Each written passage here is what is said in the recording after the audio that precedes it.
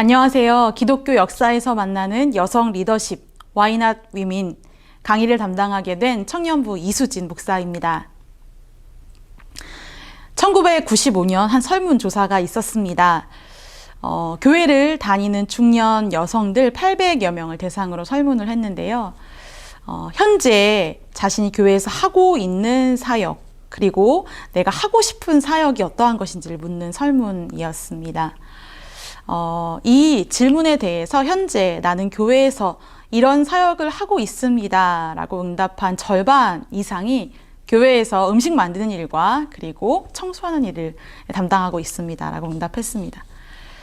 그리고 놀라운 것은 이 절반 이상의 응답자 가운데에서 그렇다면 그 사역이, 음식 만들고 청소하는 사역이 정말 본인이 원하는, 하고 싶던 사역입니까? 라는 질문에 대해서 안타깝게도 0.3%만이 그렇다라고 응답했습니다. 즉, 내가 하고 있는 사역과 하고 싶은 사역의 간극이 매우 크다는 이야기이겠지요.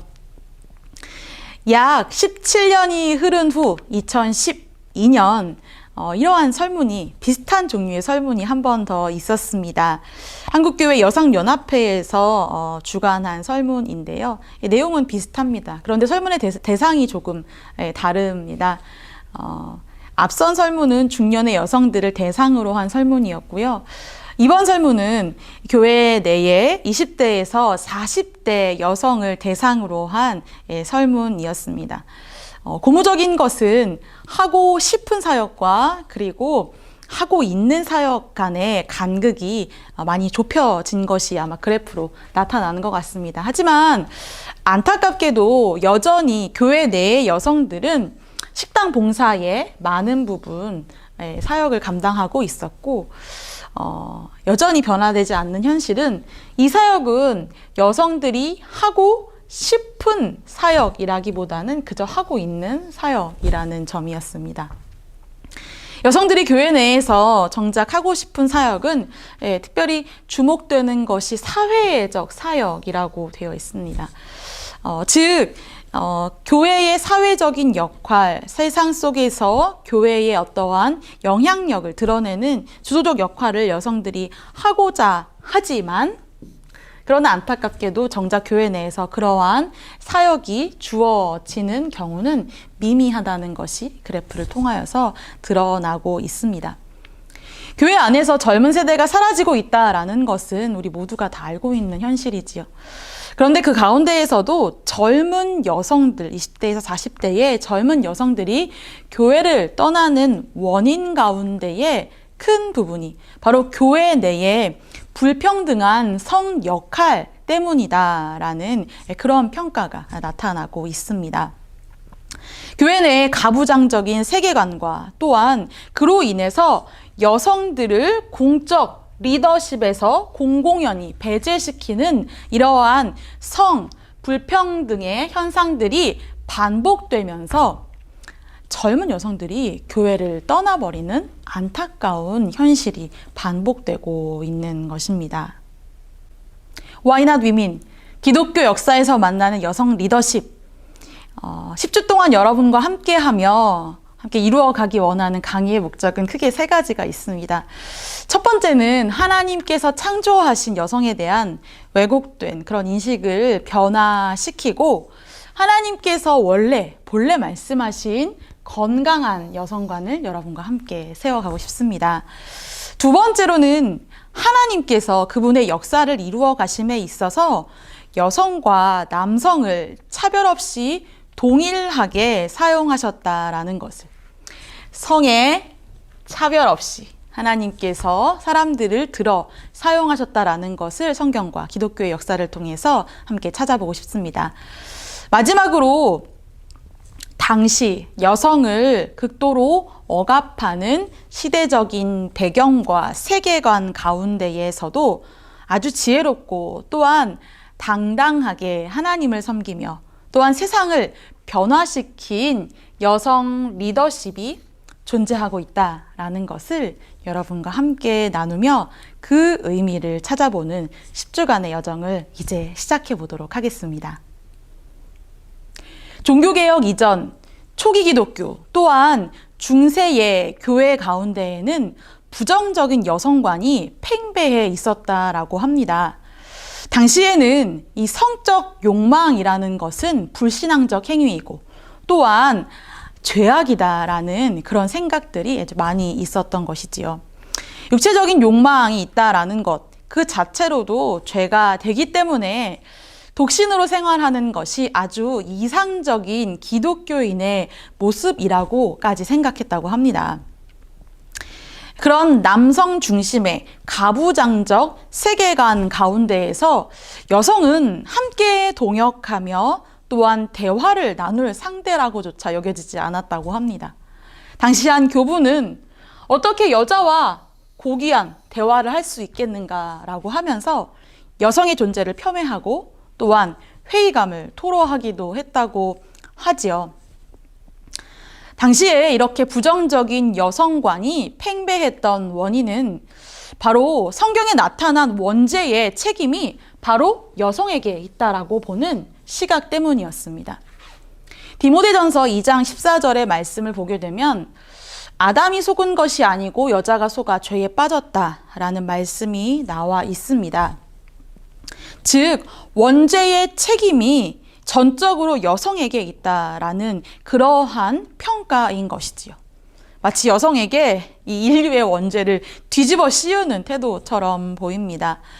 2세기 교부였던 터툴리아는 여성들을 향하여서 이렇게 날선 공격을 계속합니다. 그대들은 마귀의 문이다. 하나님의 법을 최초로 버린 자다. 그대들은 마귀가 공격하기에 힘에 겨웠던 남자를 설득한 자다. 설득해서 죄짓게 했다는 거죠. 그대들은 하나님의 형상인 남자를 그렇게도 쉽게 멸망시켰다. 그대들의 죄 때문에 하나님의 아들도 죽으셔야만 했다. 여기 아주 중요한 시각이 나오지요. 하나님의 형상인 남자를. 남자는 하나님의 형상이지만 여성은 그렇지 않고 원죄를 제공한 책임자라고 그렇게 여성을 인식했던 것입니다. 우리에게 잘 알려진 교부 어거스틴 또한 도대체 하나님이 여성을 만드신 이유를 모르겠다라고까지 여성을 폄훼하였습니다.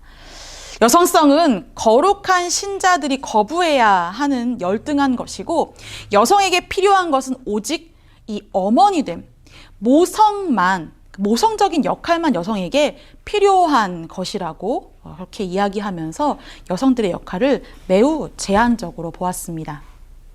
다행스럽게도 종교개혁 이후 여성들을 바라보는 이 기독교의 시각이 아주 달라지는 그런 변화를 경험하게 됩니다.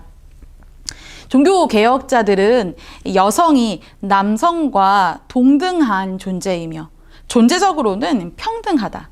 즉 남성만 하나님의 형상으로 지음받은 것이 아니라 여성 또한 그러하다라고 여성들의 지위를 격상시켜 주었습니다.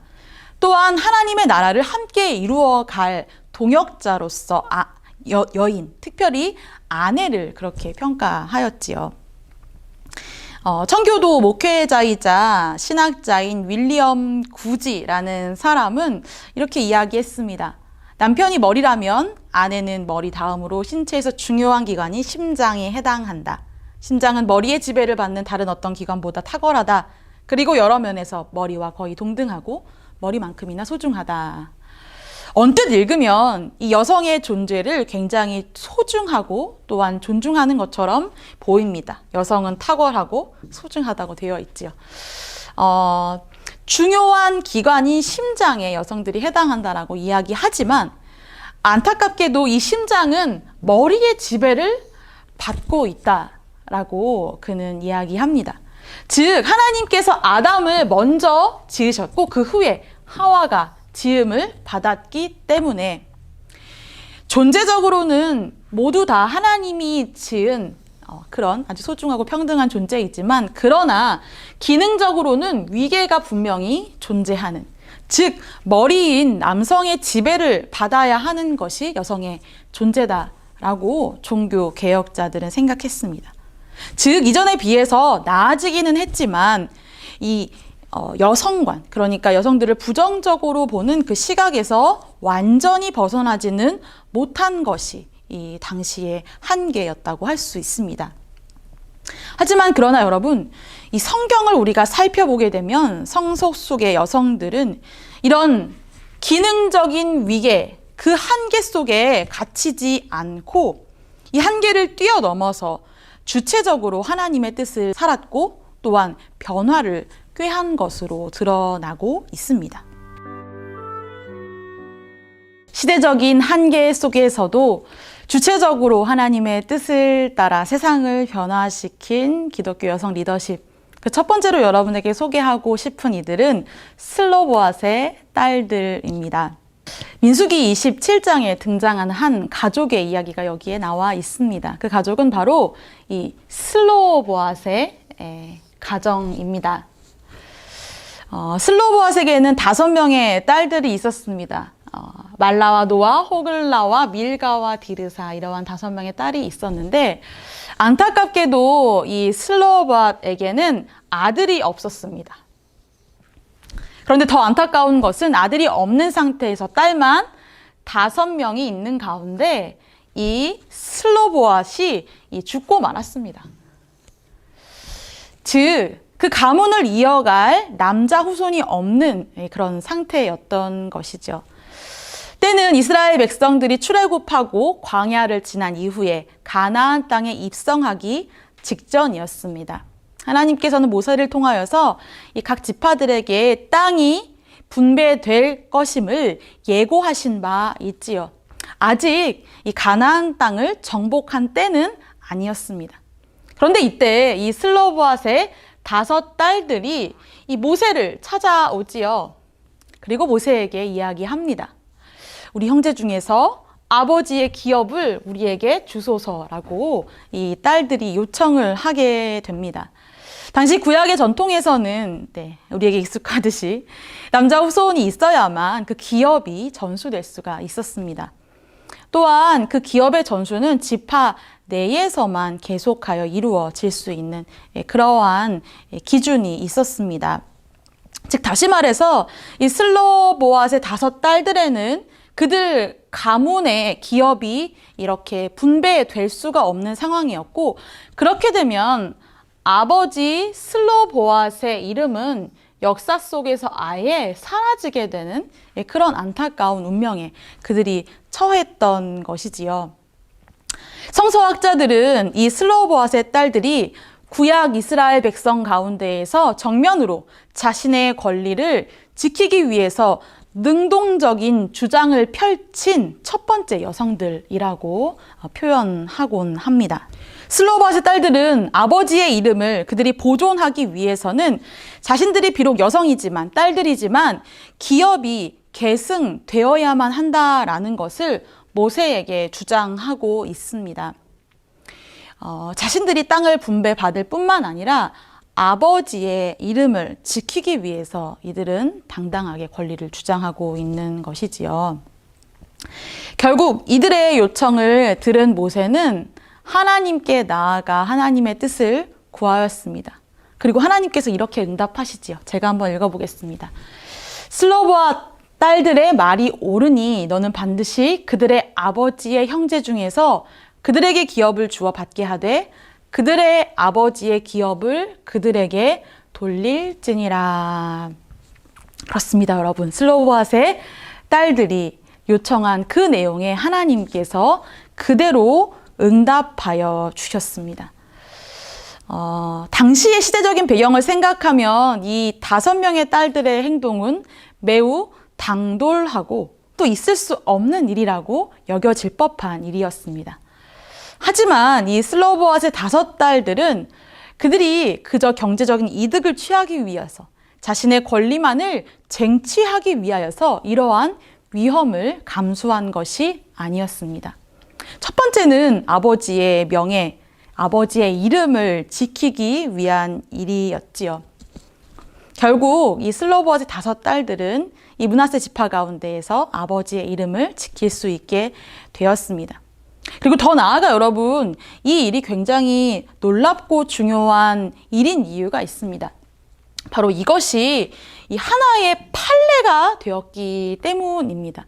실제로 이런 일들이 충분히 발생할 수 있는 것이지요. 사람이 죽었는데 아들이 없는 경우, 그러면 이제 딸에게 돌리면 된다. 또한 딸도 없을 경우에는 그의 형제에게 돌리면 된다. 형제도 없으면 아버지의 형제에게 주고 아버지의 형제도 없으면 친족에게 주면 된다라는 하나님의 거대한 율법, 그 원칙 이하에 나오는 세세한 규례들이 제정될 수 있었는데 그것이 바로 이 슬로보앗의 딸들의 용기 있는 청원, 용기 있는 행동을 통해서 이루어진 결과라는 것입니다. 이들의 당당함이 이 세상을 변화시키는 씨앗이 되었던 것이죠. 더 나아가 앞서 말씀드렸던 것처럼 아직 가나안 땅 분배는 이루어지지 않았던 때입니다. 즉 다시 말해서 이스라엘 백성들이 가나안 땅을 점령할 수 있을지 점령할 수 없을지 확답할 수 없었던 상태였다라는 말입니다.